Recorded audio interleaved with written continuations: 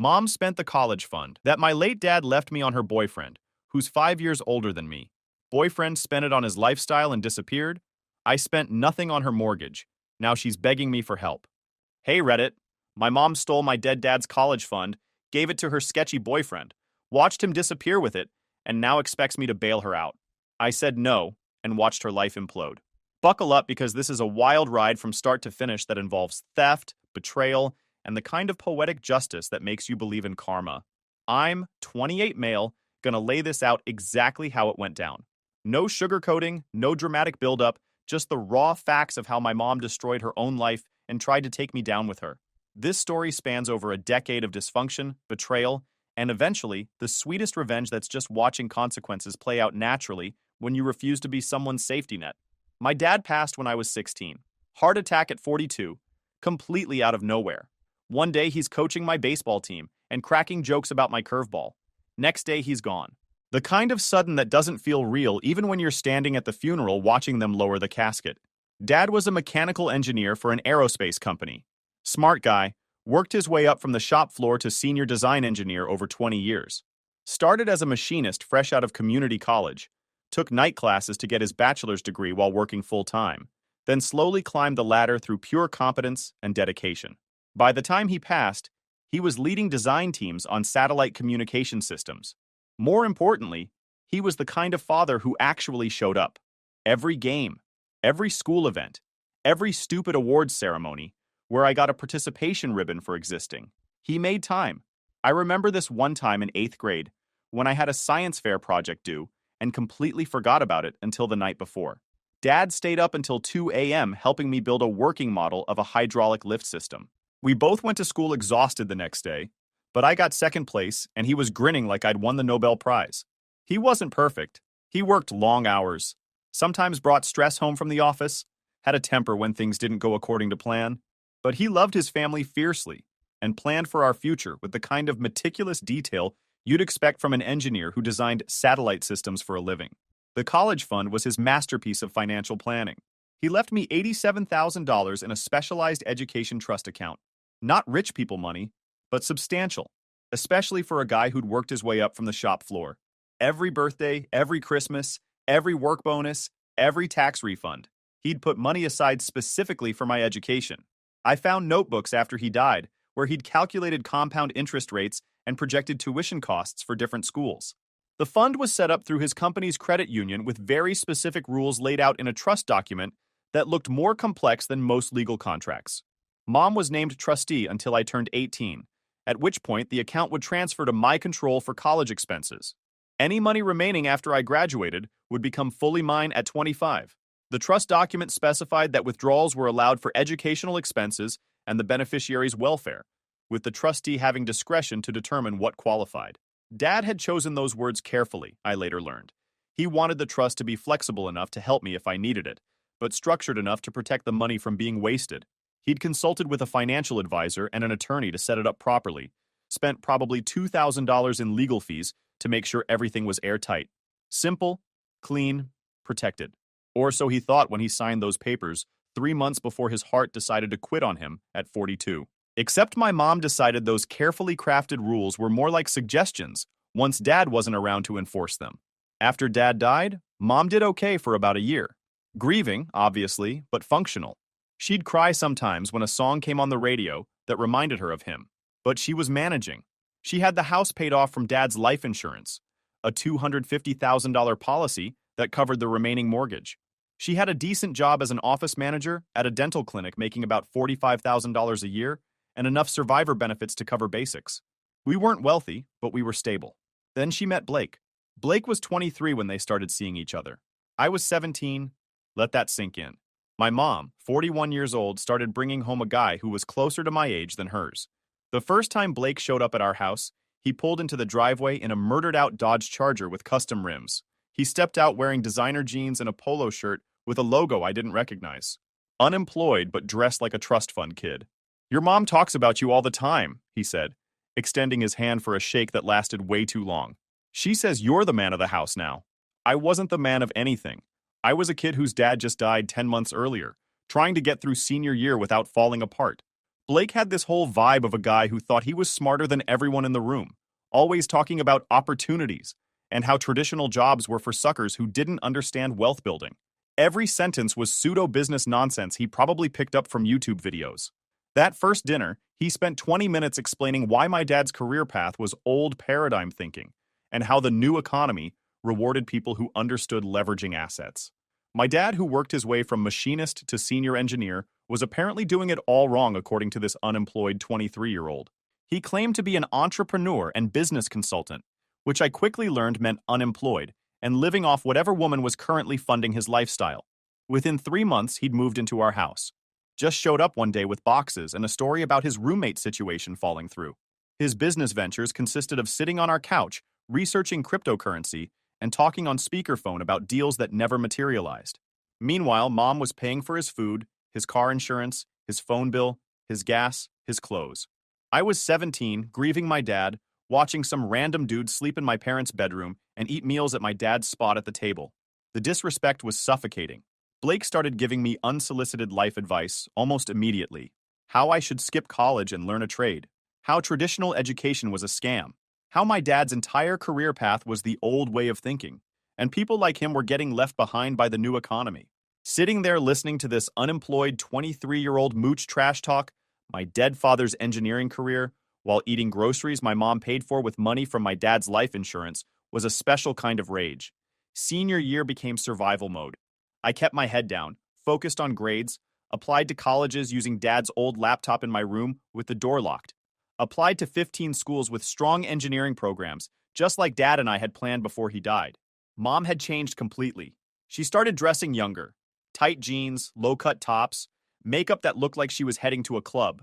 Started laughing at Blake's awful jokes like they were the funniest things she'd ever heard.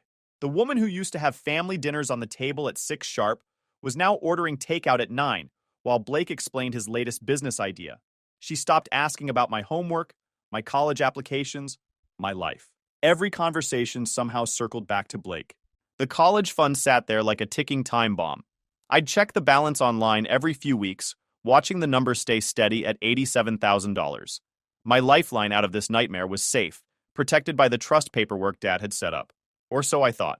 3 months before graduation, I logged into the account for my routine check. Balance: $12,400. I stared at the screen thinking I'd typed the account number wrong. Checked again. Same number. Nearly $75,000 gone. The transaction history loaded slowly, each entry appearing like a punch to the gut. February 2nd, withdrawal, $8,500. February 9th, withdrawal, $6,200. February 16th, withdrawal, $7,800.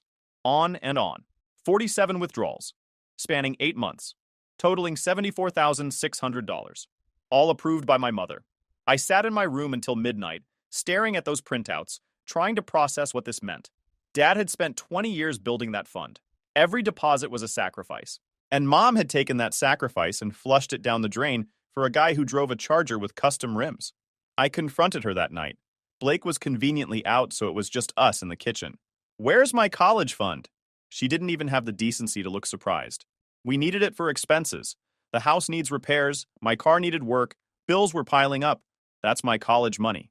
Dad saved that for me. And your father isn't here anymore. I'm barely keeping this household together. You think everything just magically pays for itself?"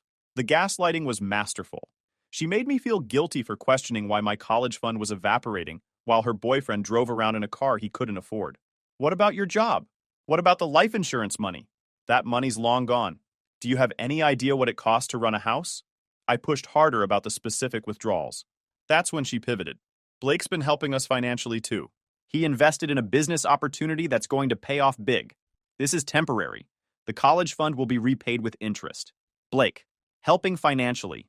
The guy who hadn't paid for a single meal was apparently going to restore my college fund through his business acumen. Over the next 2 weeks, I did something I'm not proud of but don't regret. I went through every piece of paperwork in the house while Mom was at work and Blake was wherever he went during the day. Probably the coffee shop using their Wi-Fi to research his next investment scam. Started in the home office Dad used to use. Mom had basically turned it into a storage room / Blake's workspace, which meant a laptop surrounded by empty energy drink cans and printouts about cryptocurrency that he'd never read. But underneath all that chaos were file cabinets Dad had meticulously organized. Found bank statements going back 18 months. The picture they painted was damning. Mom's checking account showed regular deposits from her job, $3,200 every 2 weeks, perfectly consistent. But the spending patterns had changed dramatically after Blake moved in. Before Blake, groceries, utilities, gas, insurance, normal household stuff averaging about $2,500 monthly. Very manageable on her salary. After Blake, high-end restaurants 3 times a week, clothing stores I'd never heard of, electronics purchases, monthly car payments on a vehicle the statements described as a 2018 Dodge Charger. The payments were $485 monthly for Blake's car that he'd claimed was paid off. She'd co-signed for his car loan, taken on nearly $500 monthly in payments for a vehicle she didn't drive. This was before she even started raiding the college fund. Kept digging. Found credit card statements that made my stomach turn. 3 cards in Mom's name, all with balances that had skyrocketed after Blake arrived. Capital One, $8,400 balance. Charges at men's clothing stores, electronics shops, gas stations all over the city. Chase, $12,200 balance. Restaurant charges, bar tabs, something called VIP entertainment services that charged $600 monthly. American Express, $6,800 balance. Online purchases, more restaurants, a charge for $2,100 at a jewelry store. Total credit card debt, $27,400. All accumulated in the 10 months since Blake moved in. But the real smoking gun was in a folder labeled Trust Documents in the bottom drawer. The original trust paperwork for my college fund, along with a spiral notebook that made my blood run cold. Mom had been tracking the withdrawals. Not hiding them, not ashamed of them. Actively tracking them with justifications written in her handwriting. February 2nd, $8,500. Blake's business opportunity will repay with 30% return. February 9th, $6,200. Car repairs and household expenses. February 16th, $7,800. Investment in Blake's consulting business. February 23rd, $5,900. Emergency house repairs. On and on. Every withdrawal documented with an excuse. The ones labeled as house repairs corresponded to receipts for restaurant meals and shopping sprees. The business investments aligned with Blake's toy purchases. The watch, the clothes, the custom wheels. She knew exactly what she was doing. This wasn't confused spending or losing track. She was methodically looting my college fund and documenting it like a business transaction. Found something else in that folder, a printout from some website about trust law. She'd researched her authority as trustee, found out she had broad discretion over the funds, and highlighted the phrase, for the beneficiary's welfare and benefit. Someone had written in the margin, household stability, his welfare. She'd convinced herself that funding Blake's lifestyle was somehow for my benefit, because it kept the household stable. The mental gymnastics were Olympic level. But here's the kicker. Technically, she wasn't doing anything illegal. The trust documents gave her discretion as trustee to use funds for my benefit and welfare. Her lawyer-approved argument could be that household expenses benefited me, that maintaining Mom's emotional stability after Dad's death benefited me, that keeping a roof over my head benefited me. Never mind that the roof was already paid for. Never mind that her salary more than covered actual household expenses. Never mind that household stability apparently required a $4,000 watch and custom car wheels. The law was on her side as long as she could argue with a straight face that the spending related to my welfare somehow.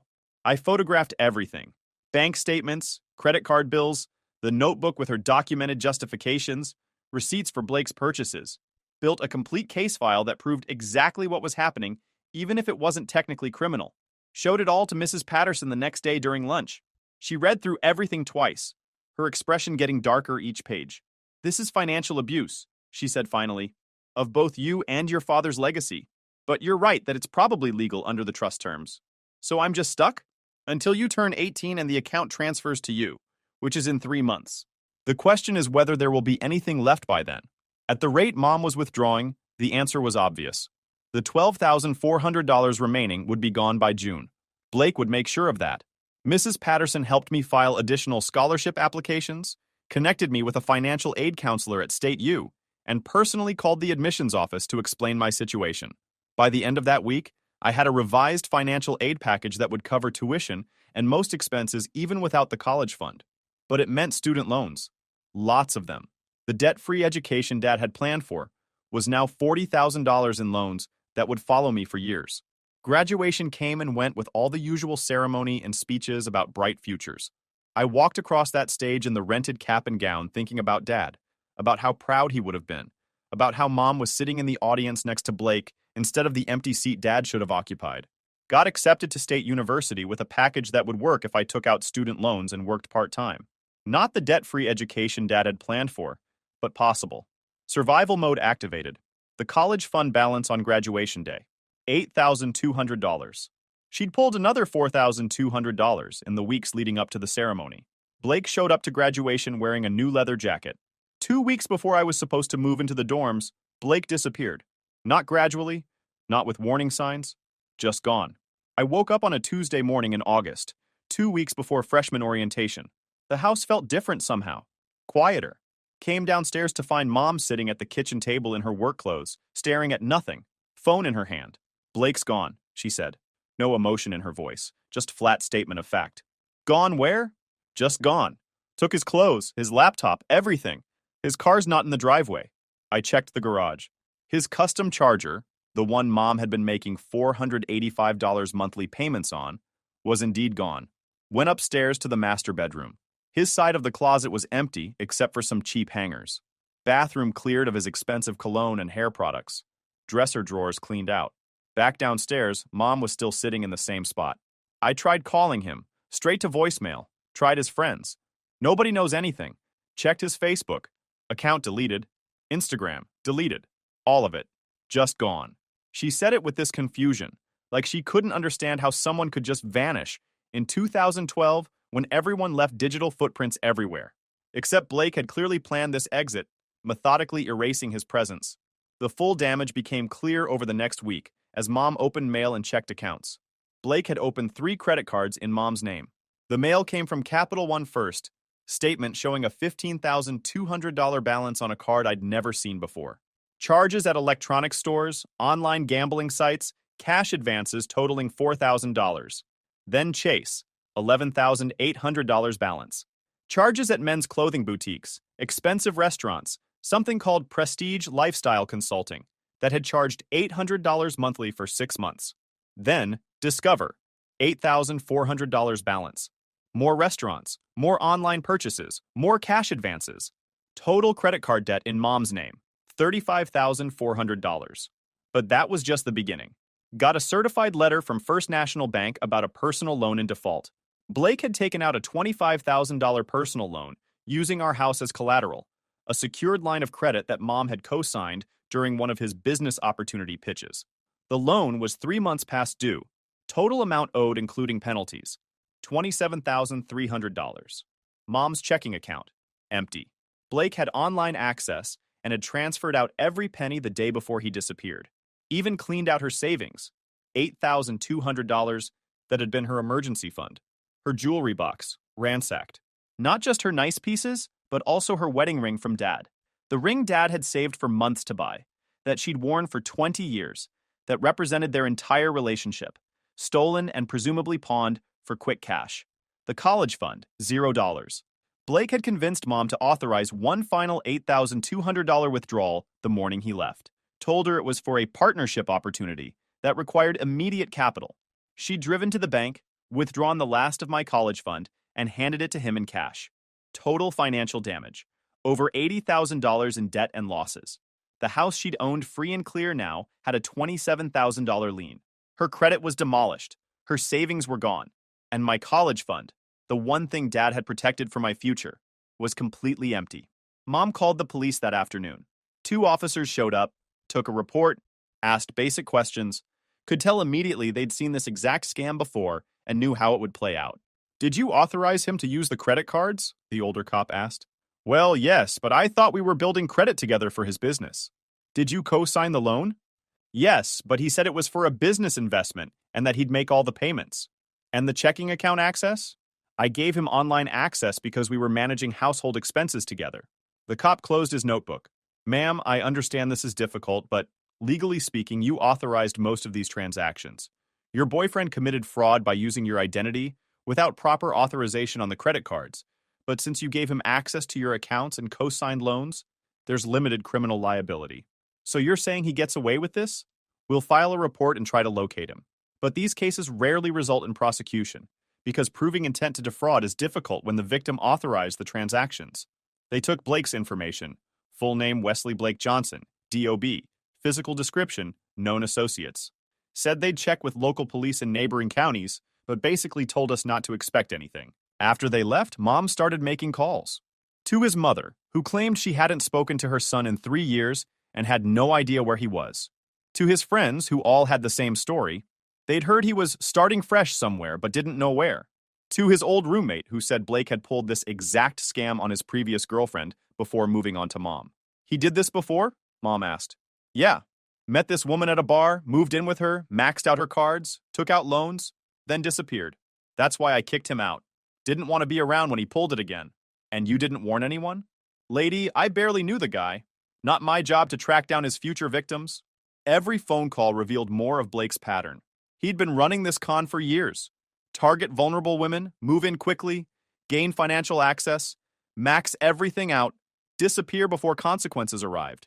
Mom was just the latest mark in a long line of women he'd scammed. The worst part was watching her process it. Not anger at Blake for betraying her, but embarrassment at being fooled.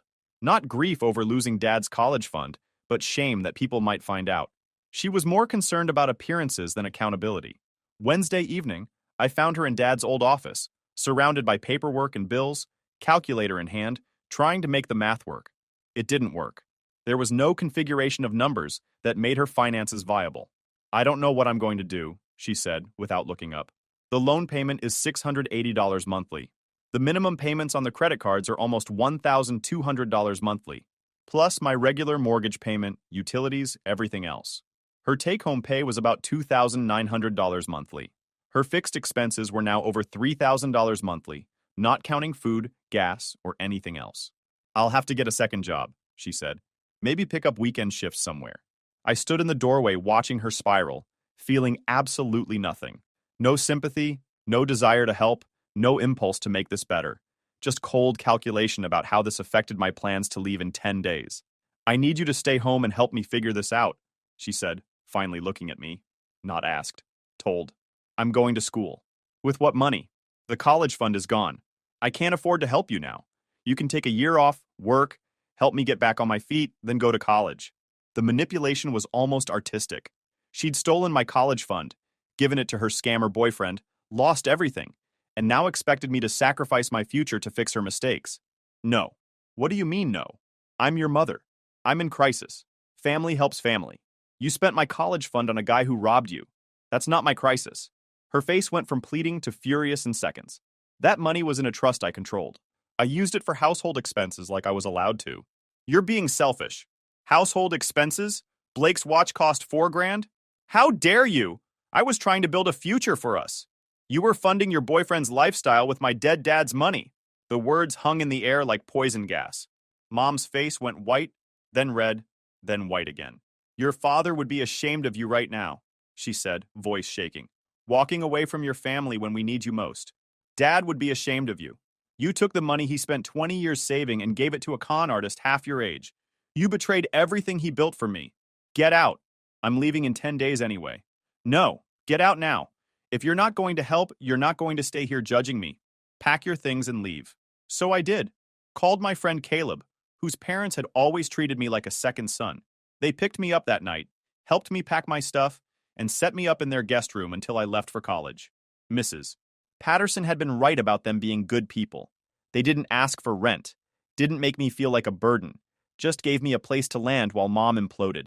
Caleb's dad helped me file all the financial aid paperwork, made sure I had everything I needed for school, even drove me to Walmart to buy bedding and supplies for the dorm, treated me better in 2 weeks than Mom had in 2 years. The morning I was supposed to leave for State University, Mom called Caleb's house. His mom answered, talked to her for a minute, then handed me the phone with a look that said, "Be strong. I need you to stay home and help me figure this out," Mom said. Same script as before. I'm going to school. With what money? I can't afford to help you now. You can take a year off, work, help me get back on my feet, then go to college. No. If you leave now, don't expect any help from me. You'll be on your own. I've been on my own since Blake moved in. I hung up. Caleb's dad drove me to campus that afternoon, helped me move into the dorm, made sure I had everything I needed, gave me a firm handshake and a promise that I always had a place at their house if I needed it. I left for State University the next day with $800 in my bank account, a partial scholarship, a work-study job in the library, and a chip on my shoulder the size of Texas. But also with the knowledge that family isn't always about blood. Sometimes it's about who shows up when you need them. Mom didn't call after that. Not for weeks. Not to check how I was settling in. Not to apologize. Not to acknowledge what had happened.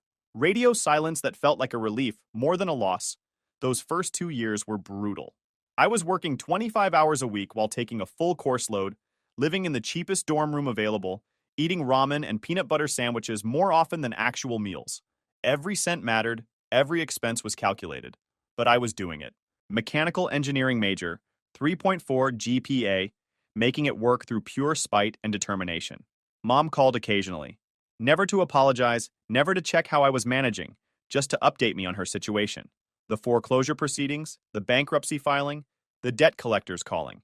All delivered with the subtle implication that I should feel guilty for not helping. "You're doing well at school while I'm losing everything," she said during one particularly memorable call. "You lost everything the day you let Blake move in. I'm just trying not to drown in the same boat." She'd hang up, I'd go back to studying. Junior year brought a turning point. A professor recommended me for a co-op program with a regional manufacturing company. Paid position, real engineering work, resume building. The company, Precision Components Incorporated, made parts for aerospace and automotive applications. The kind of place Dad would have loved. The kind of place that reminded me why I was grinding through school. My supervisor, Gary, was this gruff 50-year-old engineer who'd worked his way up from the shop floor. Reminded me of Dad in some ways. Practical, direct, respected by everyone because he actually knew what he was doing. "You've got good instincts," he told me after my first month. "Most co-ops treat this like an extended internship. You're acting like you're trying to earn a permanent job." Because I am. He appreciated that. Gave me more responsibility, more complex projects, more opportunities to prove myself. By senior year, I'd saved $8,000 from the co-op position. Not enough to erase the student loans, but enough to breathe a little easier. Graduated with a 3.6 GPA and a job offer from Precision Components starting at $62,000. Not rich by any means, but comfortable. Stable. Everything Mom and Blake weren't. I rented a small one-bedroom apartment 40 minutes from the plant, furnished it with Craigslist finds and hand-me-downs, set up automatic payments for my student loans, started building the life Dad had envisioned for me. Mom called when she heard I'd graduated and gotten a job, suddenly very interested in my success. "That's wonderful news. Your father would be so proud." The invocation of Dad's pride after what she'd done felt like a slap. "Yeah, he would have been proud I managed to graduate despite you stealing the college fund he worked 20 years to build." I didn't steal anything. I was the trustee, and I used that money to keep our household running. You used it to fund Blake's lifestyle. There's a difference. She pivoted to her current situation. Still in the house, but barely. The bankruptcy had cleared some debts, but the second mortgage was killing her. She'd picked up extra hours at work, but it wasn't enough. "I could really use some help," she said, "just to get caught up on the mortgage. Maybe $500 a month until I get stable." The audacity was breathtaking. She'd stolen $75,000 from me, and now wanted me to send her money to fix the mess she'd created. "No, I'm your mother. I raised you, fed you, put a roof over your head. You did the legal minimum required of a parent. You don't get bonus points for not abandoning your kid. This is how you repay me? I'm about to lose the house your father bought. You already lost it when you mortgaged it for Blake. I'm just not subsidizing the consequences." She tried the guilt trip, the family obligation speech, the "your father would want you to help me" manipulation. None of it landed. I told her clearly, I was not giving her money. Not $500, not $50, not $5. She made her choices. She could live with them. She called me selfish, ungrateful, heartless, said I was abandoning her in her time of need, just like Blake did. "Blake robbed you. I'm just refusing to be robbed too. There's a difference." Hung up, blocked her number, moved on with my life. That was 3 years ago. Last month, I got a letter forwarded from my old apartment. Handwritten envelope. Mom's writing. Inside was a 5-page letter detailing her current situation. She'd lost the house, been evicted, was living in the apartment with a roommate, working 2 jobs, drowning in debt. Medical bills from a minor surgery had pushed her further underwater. The letter was part apology, part justification, part desperate plea for help. She admitted Blake had manipulated her, admitted she'd made mistakes with the college fund, admitted she should have handled things differently. But now she needed help, and I was her only option. I know I hurt you. I know I made terrible decisions. But I'm your mother, and I'm begging you to help me. Just enough to get stable. I'll pay you back, I promise. Please. I read it twice, then put it in a drawer. 2 weeks later, she showed up at my apartment. No idea how she got my address, but there she was on a Saturday morning looking 10 years older than I remembered. We need to talk, she said. I let her in because turning away, your mother on your doorstep feels wrong even when every rational part of your brain is screaming not to. She looked around my apartment, the decent furniture I'd finally been able to afford, the TV that wasn't a hand-me-down, the kitchen that actually had food in it. You've done well for yourself, she said. I worked for it. We sat at my kitchen table, the same position as that morning when she'd tried to make me skip college to fix her problems. She launched into her pitch. She needed $15,000 to get caught up on debts and stable. Would pay me back $200 a month until it was settled. Had a plan to improve her situation, just needed a bridge to get there. I'm your mother. I know I messed up, but you can't just abandon me. You abandoned me when you chose Blake over my future. I made a mistake. People make mistakes. I'm trying to fix it, but I need help. Here's the thing about mistakes. They have consequences. She chose to trust a 23-year-old scammer over protecting her son's future. She chose to drain the college fund Dad spent 20 years building. She chose to prioritize her relationship over my education. Those weren't mistakes. Those were choices. You spent $75,000 of my college fund, I said calmly. That money was supposed to give me a debt-free education. Instead, I graduated with $40,000 in student loans. I'm still paying $400 a month because of your choices. I was trying to keep us afloat.